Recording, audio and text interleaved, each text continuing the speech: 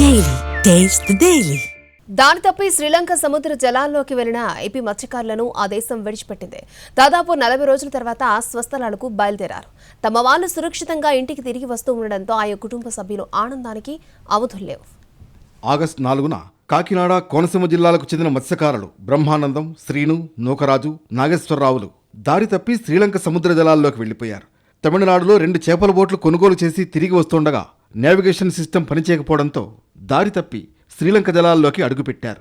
వెంటనే గమనించిన Sri Lanka coast guard తమ దేశంలోకి అక్రమంగా వచ్చారంటూ వారిని అదుపులోకి తీసుకుంది. కోర్టు రిమాండ్ విధించడంతో వాళ్లను జాఫ్నా జైల్లో నిర్బంధించారు. దీంతో మత్స్యకారుల కుటుంబ సభ్యులు తీవ్ర ఆందోళన వ్యక్తం చేశారు.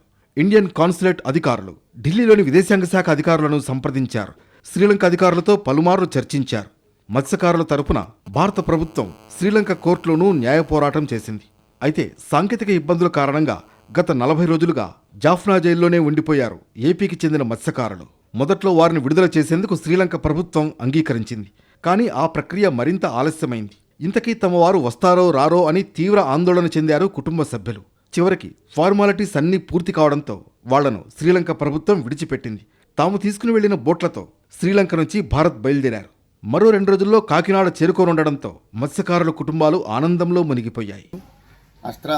మీరు రాలనుకున్నాం, కానీ ఎందుకంటే మాకు ఇలా దొరకడం వల్ల మాకు ఇదివరకు అయితే మరి నాగన్ గారు అబ్బాయి తండేలు సినిమా తీసినప్పుడు మేము ఆ ప్రభుత్వం అలా ఉంటుందని మేము అంతగానో భయపడిపోయాం.